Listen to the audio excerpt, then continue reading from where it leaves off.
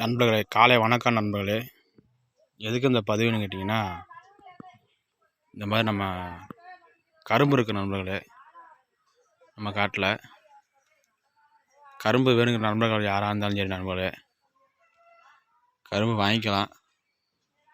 இது எங்கே இருக்குதுன்னு பார்த்தீங்கன்னா, செங்குறிச்சி கிராமம் எஸ் பாண்டியனூர் நண்பர்களே.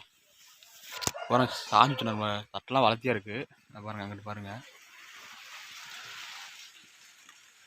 நம்ம தட்டை அளவுக்கு வளர்த்தி இருக்குது. பொங்கலுக்கு வேணுங்க நண்பர்கள் யாராக இருந்தாலும் சரி நண்பர்களே,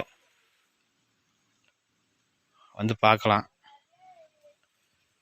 அதான் எங்கன்னு பார்த்தீங்கன்னா, செங்குறிச்சி கிராமம் எஸ் பாண்டியனூர். இது இந்த இடம் வந்து வேணுங்கிற நண்பர்கள் யாராக இருந்தாலும் வந்து பாருங்கள். பிடிச்சிருந்தா வாங்கிக்கலாம் நண்பர்களே.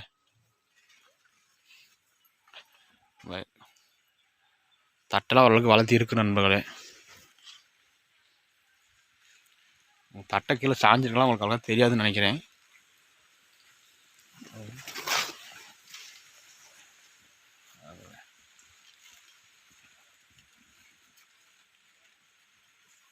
பூரா சாஞ்சிருக்கு நண்பர்களே.